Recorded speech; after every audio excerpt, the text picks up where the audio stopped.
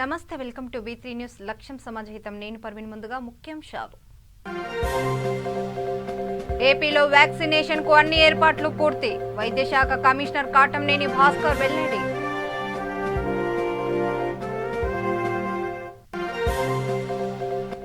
మనిషి ఆరోగ్యం చెడగొట్టే అధికారం ఎవరికీ లేదు. టీవీ సంశంలో వైసీపీపై జనసేన చీఫ్ పవన్ ఆగ్రహం.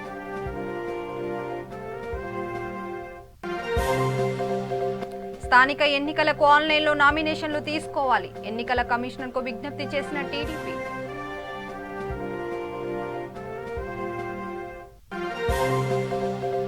దేవాలయాలపై దాడులు ప్రభుత్వ వైఫల్యానికి నిదర్శనం. కాకినాడ శ్రీపీఠం వ్యవస్థాపకులు పరిపూర్ణానంద స్వామి ఆరోపణ.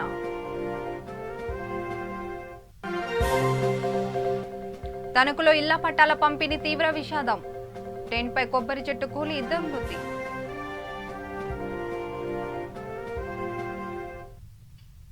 ఇక డీటెయిల్స్ లోకి వెళ్దాం.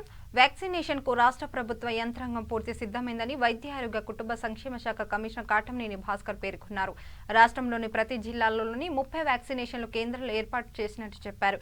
నియోజకవర్గానికి 1 ఖచ్చితంగా ఉండేలా చర్యలు చేపట్టినట్లు తెలిపారు. మొదటి దశలో ఫ్రంట్ లైన్ వర్కర్లు 3.70 లక్షల మందికి వ్యాక్సినేషన్ ఇవ్వనున్నట్లు చెప్పారు.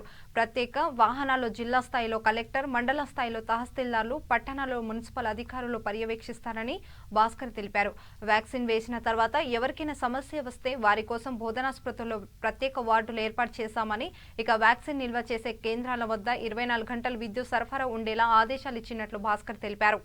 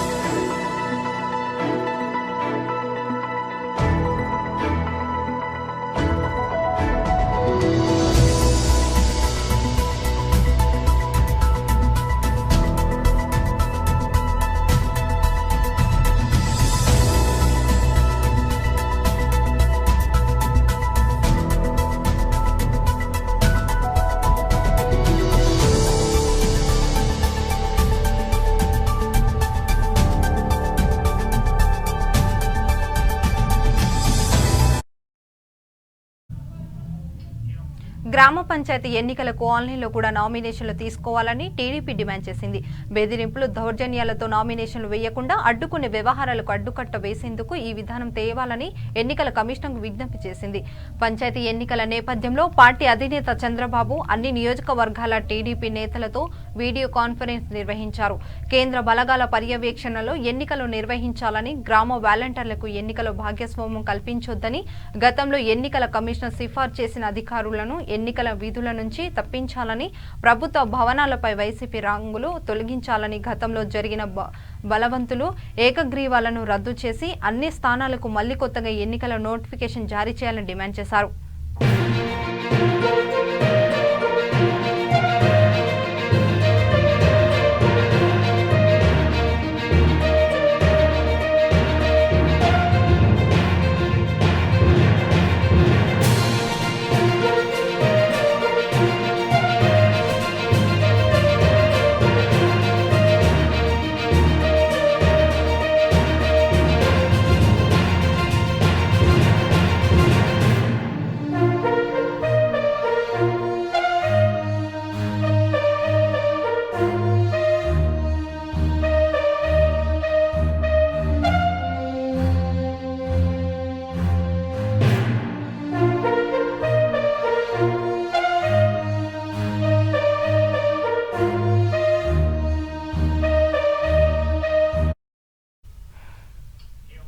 హిందూ దేవాలయాలపై జరుగుతున్న దాడులకు రాష్ట్ర ప్రభుత్వ వైఫల్యమే కారణమని కాకినాడ శ్రీపీఠం వ్యవస్థాపకులు పరిపూర్ణానంద స్వామి అన్నారు.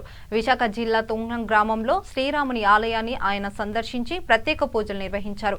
ఈ సందర్భంగా ఆయన మీడియాతో మాట్లాడుతూ హిందూ దేవాలయాల నిర్వహణకు హిందువులకు అప్పగించాలని కోరారు.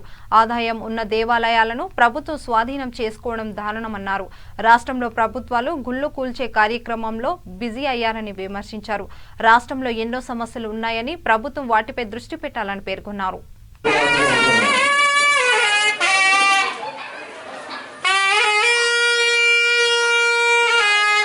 రాజ్యంలో ఎక్కడెక్కడో మారుమూల ప్రాంతంలో ఉన్నటువంటి వ్యక్తికి కూడా తాను ఎలా బ్రతకాలో నేర్పించాలంటే ఎంత కష్టమో ఆలోచించాలి. ఓ పేపర్ ఉండదు, అప్పుడు ఇలా రాసుకునేటువంటి విధానం కాదు. అలాంటి రోజుల్లో ఊహించుకోండి ఎలా బ్రతికారో ఆ రోజు మనుషులు. కానీ ఆనాటి అంత వెనుకబాటుతనంలో కూడా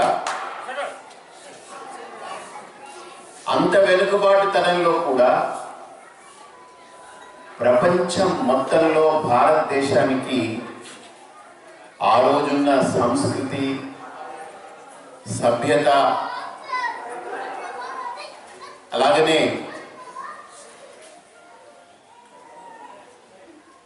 ఒక అభివృద్ధి చెందినటువంటి సమాజం ఆ రోజు భారతదేశంలో ఉండే నాగరికత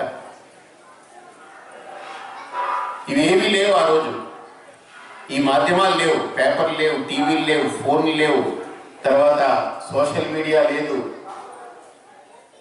ఇంతటి రవాణా సౌకర్యాలు లేవు.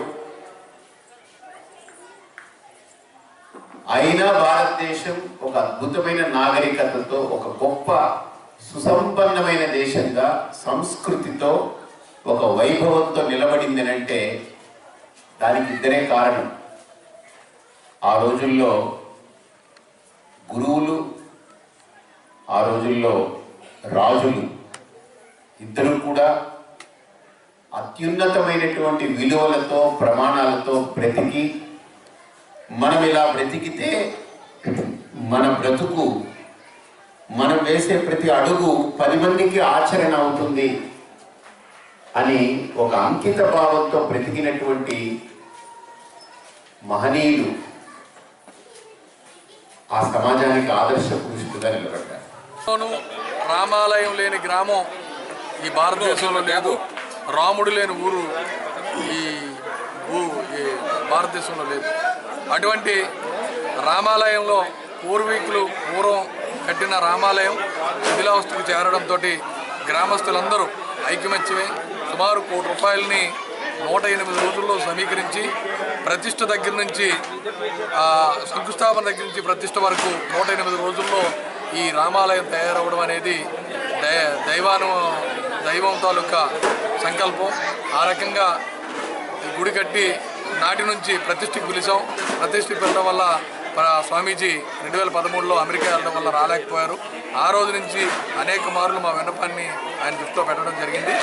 ఈవేళ మరి విశాఖపట్నం వచ్చిన వెంటనే నేరుగా రాముడికి రావడం, ఈ విజయరాఘవ స్వామి ఆలయం దర్శించుకోవడం తుంగలం ప్రజలతో యొక్క మా అందరి అదృష్టం. దివిస్ను బంగాళాఖాతంలో కలిపివేశామని పదవిలోకి రాకముందు చెప్పిన జగన్ తీరా అధికారంలోకి వచ్చాక అనుమతులు ఇవ్వడం ద్వారా ఏ విలువలు పాటిస్తున్నారని జనసేన అధినేత పవన్ కళ్యాణ్ ప్రశ్నించారు. ఇలాంటి విలువలతో ఎలాంటి వ్యవస్థను నడపాలనుకుంటున్నారని నిలదీశారు. తూర్పుగోదావరి జిల్లాలోని దివిస్ బాధిత ప్రాంతంలో ఆయన పర్యటించారు. అనంతరం బహిరంగ సభలో మాట్లాడుతూ ఏ పరిశ్రమకు అయినా సగటు మనిషి ఆరోగ్యం, భవిష్యత్తును చెడగొట్టే అధికారం లేదని అన్నారు. పాదయాత్రలు చేసి ముద్దులు పెట్టడం కాదని ప్రజల భవిష్యత్ గురించి కూడా ఆలోచించాలని సూచించారు. దివిస్ విషయంలో సీఎం జగన్ ఇచ్చిన మాట నిలబెట్టుకోవాలని అన్నారు.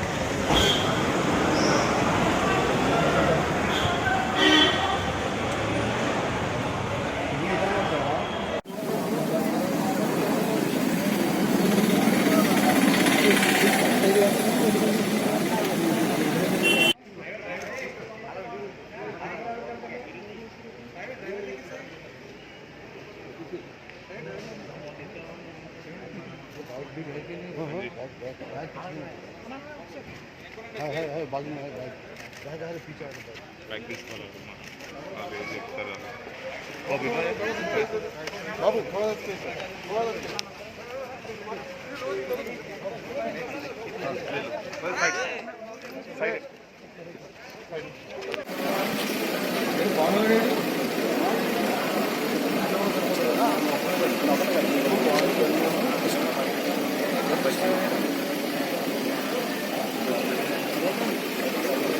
మన బండ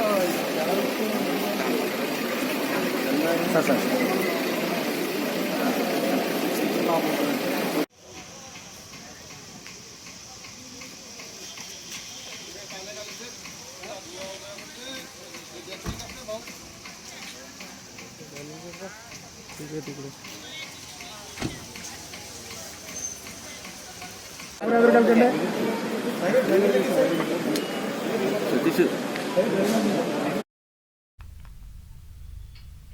పశ్చిమ గోదావరి జిల్లా తణుకులో ఇళ్ల పట్టాల పంపిణీ తీవ్ర విషాదం చోటు చేసుకుంది. గవర్లపాడు గ్రామంలో ఇళ్ల పట్టాల పంపిణీ చేస్తుండగా టెంట్ పై కొబ్బరి చెట్టు కూలిపడింది. ఈ ఘటనలో 2 మహిళలు అక్కడికక్కడే మృతి చెందగా మరో 5 మందికి గాయాలయ్యాయి. శతఘ్రాతులను తణుకు ఏరియా ప్రభుత్వ ఆసుపత్రికి తరలించారు. తణుకు మాజీ ఎమ్మెల్యే టీడీపీ నేత అరిమిల్లి రాధాకృష్ణ ఆసుపత్రిలో బాధితులను పరామర్శించారు. ఎన్నికల కోడ్ అమల్లో ఉండగా తణుకు శాసనసభ్యులు కారుమూర్తి నాగేశ్వరరావు ఇళ్ల పట్టాల పంపిణీ చేశారని ప్రతిపక్ష నేతలు ఆరోపించారు.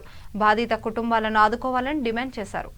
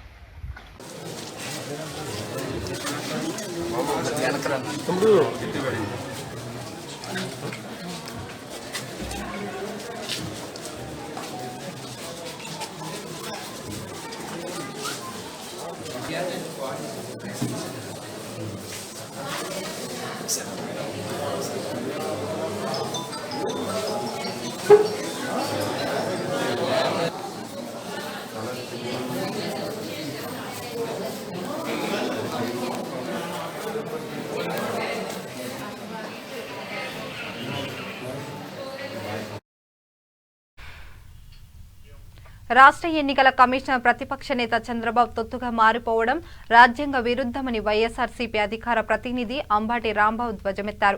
తాడేపల్లిలోని పార్టీ కేంద్ర కార్యాలయంలో ఆయన మీడియాతో మాట్లాడుతూ ప్రభుత్వ అభిప్రాయానికి వ్యతిరేకంగా రాజ్యాంగ వ్యవస్థను భ్రష్టుపట్టిస్తూ రాష్ట్ర ఎన్నికల కమిషనర్ నిమ్మగడ్డ రమేష్ కుమార్ ఏకపక్షంగా ఎన్నికలు వాయిదా వేయడం, వద్దన్న నిర్వహించడం రాజ్యాంగ సంస్థ విధానమేనా అని ప్రశ్నించారు.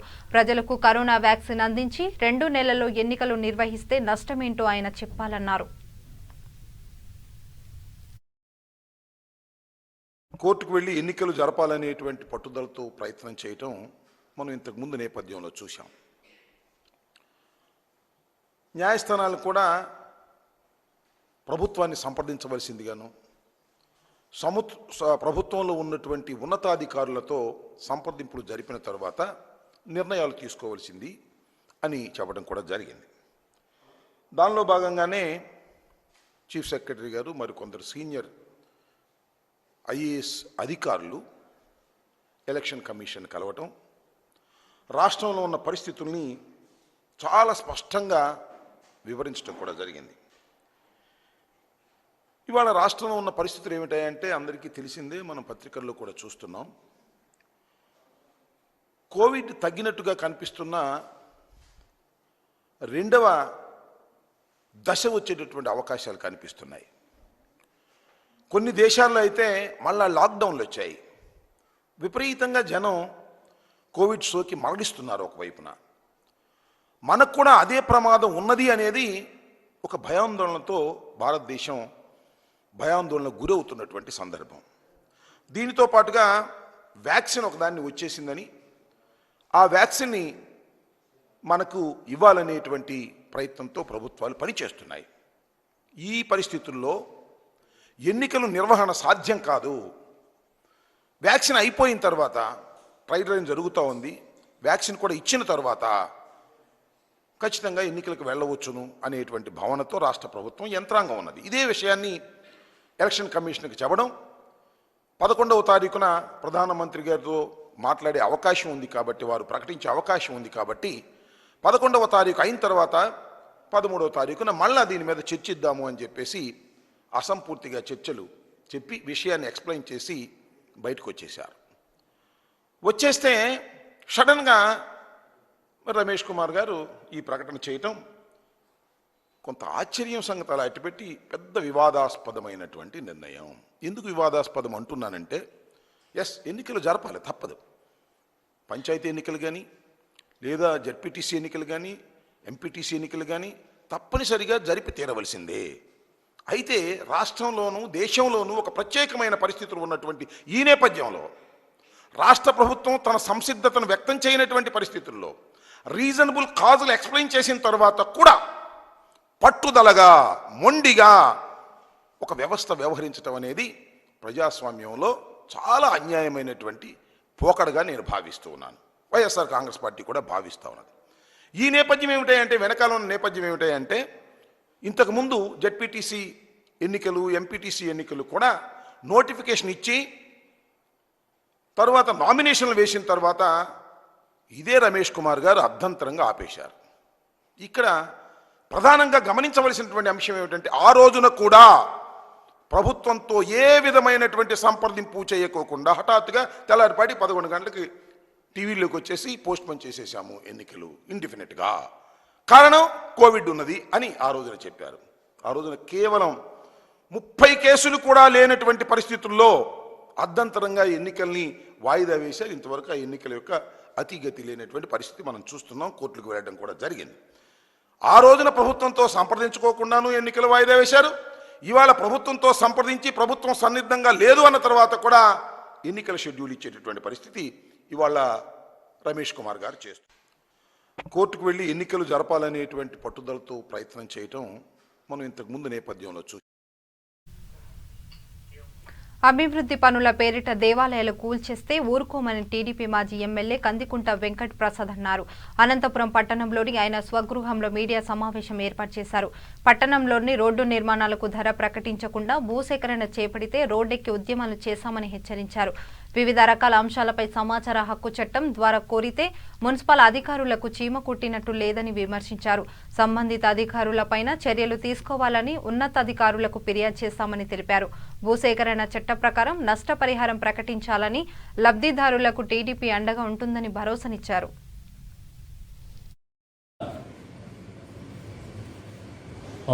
నెలలుగా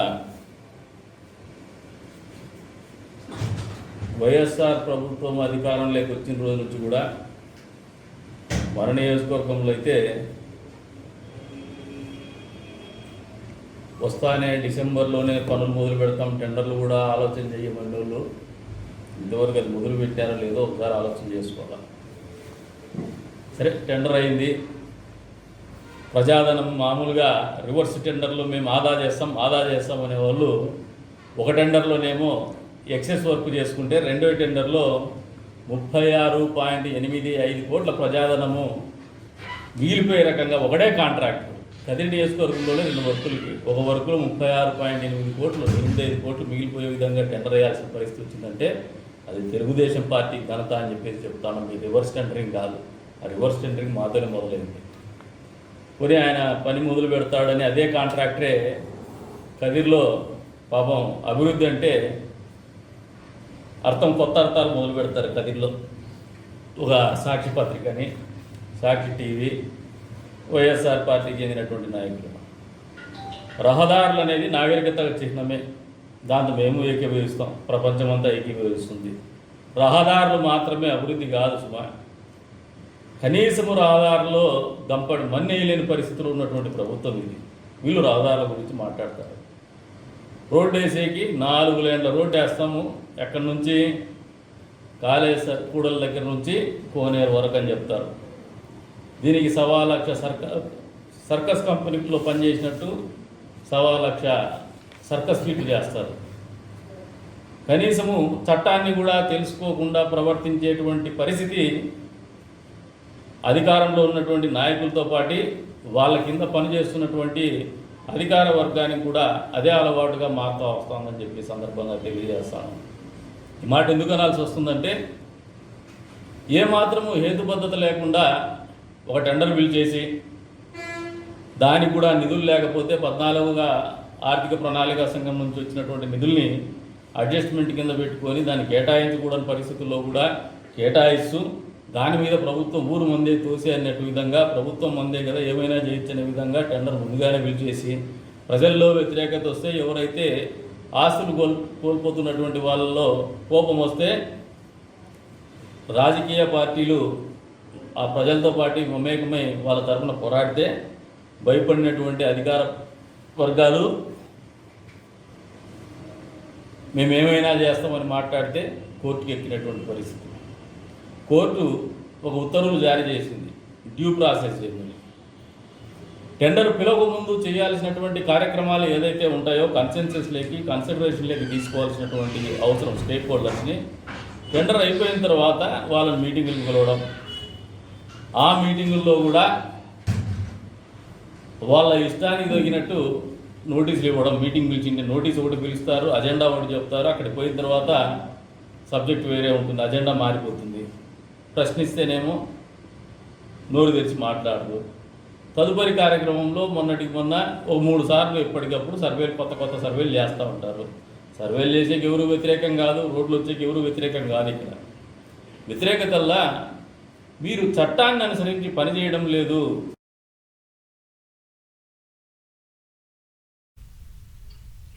తిరుమల తిరుపతి దేవస్థాన ఆధ్వర్యంలో రాష్ట్ర ప్రభుత్వం గుడికో గోమాత కార్యక్రమానికి ప్రతిష్టాత్మకంగా చేపడుతుందని తిదిదే చైర్మన్ వైపీ సుబ్బారెడ్డి అన్నారు. విజయవాడ కానూరు వీఆర్ సిద్ధార్థ ప్రాంగణంలో జరుగుతున్న సంక్రాంతి సంబరాల్లో ఆయన పాల్గొని గోమాతకు పూజ చేశారు. అనంతరం ఆయన 4 పళ్ల విభాగం ఆవుల అందాల పోటీలో విజేతలుగా నిలిచిన పశు పోషకులకు బహుమతులు అందజేశారు.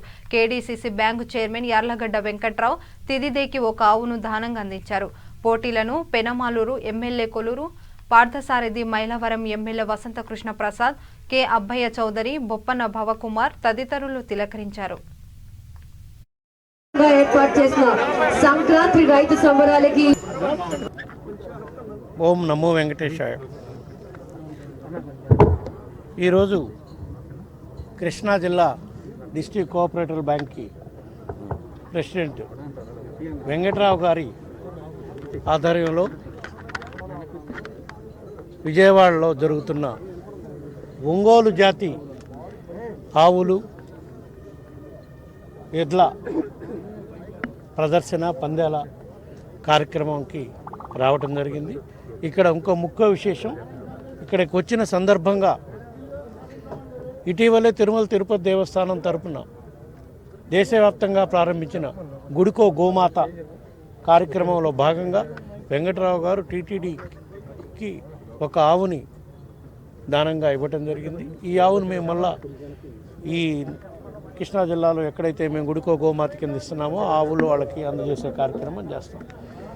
ఈ గుడికో గోమాత కార్యక్రమం దేశవ్యాప్తంగా మొట్టమొదటిసారి ముఖ్యమంత్రి జగన్మోహన్ రెడ్డి గారు నాయకత్వంలో మా ప్రభుత్వం అధికారంలోకి వచ్చినాక దేవుణ్ణి సాక్షాత్తు ఆవును పూజిస్తే ముక్కోటి దేవతలను పూజించినట్టు అనే దీనికోసం ప్రజల్లో భక్తిభావాన్ని పెంపొందించే కోసం తిరుమల తిరుపతి దేవస్థానం నుంచి ధర్మ ప్రచార పరిషత్తులో భాగంగా ఈ కార్యక్రమం పెద్ద ఎత్తున చేపట్టడం జరిగింది. ఇది దేశవ్యాప్తంగా కూడా ఇప్పటికే దక్షిణాది రాష్ట్రాల్లో చాలా గుళ్ళు ఐడెంటిఫై చేసాం. మన 2 తెలుగు రాష్ట్రాల్లో కూడా చాలా గుళ్ళు ఐడెంటిఫై చేసి ఆ గుళ్ళందరికీ పశువులను ఇచ్చే గేదెల్ని ఆవులను ఇచ్చే కార్యక్రమం చేస్తున్నాం. తిరుమల తిరుపతి దేవస్థానం నుంచి గోవుని ఇచ్చే కార్యక్రమమే కాకుండా ఆ టెంపుల్ యాజమాన్యం వాళ్ళు ఎవరైతే డొనేషన్ తీసుకోవడానికి ముందుకు వస్తున్నారో వాళ్ళు ఆ ఆవు యొక్క దూడ యొక్క పోషణ చూసుకునే విధంగా చర్యలు తీసుకోవాలని చెప్పి మేము టీటీడీ నుంచి కోరుతున్నాం. అదేవిధంగా మా ప్రభుత్వం అధికారంలోకి వచ్చినాక హిందూ ధర్మ ప్రచార పరిషత్తులో భాగంగా ఎన్నో కార్యక్రమాలు చేస్తూ ఉన్నాం. రేపు రాబోయే సంక్రాంతి పండగకి, ఎందుకంటే ఈ సంక్రాంతి పండగ చాలా ప్రత్యేకతతో కూడుకున్న సంక్రాంతి పండగ. ఎందుకంటే ఒక్కరోజుతో అయిపోవట్లేదు ఈ సంక్రాంతి పండుగ. 20వ తారీఖు నుంచి మొదలై 20వ తారీఖు వరకు సంక్రాంతి పండుగ 20 రోజుల పాటు 25 రోజుల పాటు నడుస్తుంది. ఎందుకంటే ప్రతి పేదవాడికి, అర్హులైన ప్రతి వాళ్ళకి ఇల్లు ఇచ్చే కార్యక్రమం, సొంతింటి కళని నిజం చేసే కార్యక్రమం పెద్ద బహుత్తర కార్యక్రమం. దేశంలోనే కాదు ప్రపంచంలో కూడా 30 లక్షల ఇల్లు ఇచ్చే కార్యక్రమం మన ముఖ్యమంత్రి గారి ఆధ్వర్యంలో మన రాష్ట్రంలో జరుగుతుంది. ఇది ప్రతిరోజు ఒక సంక్రాంతి పండుగగా జరుపుకుంటున్నారు. కాబట్టి ఈ సంక్రాంతి పండుగకి మన రాష్ట్రంలో ముఖ్యంగా రైతుల కుటుంబాల్లో చాలా గొప్ప విశేషంగా జరుపుకునే విధంగా కూడా రాష్ట్ర ప్రభుత్వం చర్యలు తీసుకుంటున్నారు. ఇప్పుడు ఏదైతే మనం గోపూజ కార్యక్రమం చేసుకున్నామో ఇదే విధంగా రేపు సంక్రాంతి పండుగ రోజు మరుసటి రోజు కూడా రాష్ట్ర వ్యాప్తంగా గోపూజ కార్యక్రమం చేపట్టే కార్యక్రమం కూడా చేస్తున్నాం. కృష్ణా జిల్లా విజయవాడ రూరల్ మండలం నిడమనూరులో హత్య చోటు చేసుకుంది. అనుమానాస్పద స్థితిలో అంజూరి రాము అనే వ్యక్తి మృతి చెందాడు. తన ఇంటి వద్ద రక్తపు మడుగుల్లో పడి ఉండడంతో స్థానికులు ఆందోళనకు గురయ్యారు. సమాచారం అందుకున్న పోలీసులు కేసు నమోదు చేసి దర్యాప్తు చేపట్టారు. ఆత్మహత్య లేదా హత్య అనే కోణంలో విచారణ ప్రారంభించారు.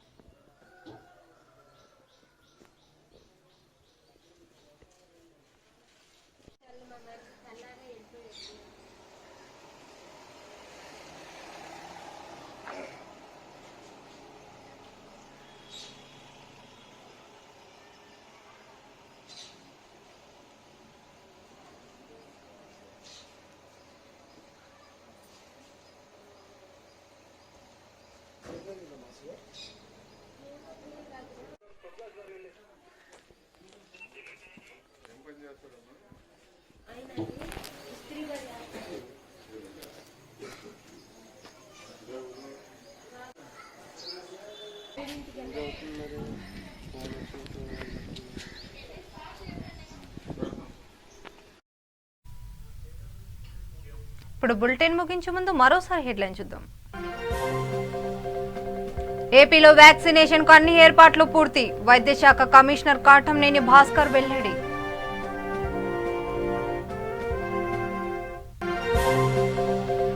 మనిషి ఆరోగ్యం చెడగొట్టే అధికారం ఎవరికీ లేదు. దివిసాంశంలో వైసీపీపై జనసేన చీఫ్ పవన్ ఆగ్రహం.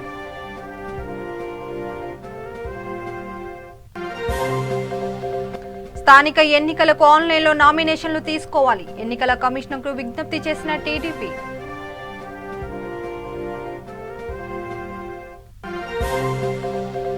దేవాలయాలపై దాడులు ప్రభుత్వ వైఫల్యానికి నిదర్శనం. కాకినాడ శ్రీపీఠం వ్యవస్థాపకులు పరిపూర్ణానంద స్వామి ఆరోపణ.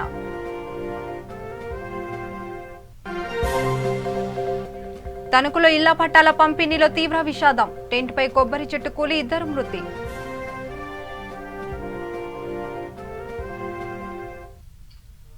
ఇంతటితో వార్తలు సమాప్తం. చూస్తూనే ఉండండి V3 న్యూస్. నమస్కారం.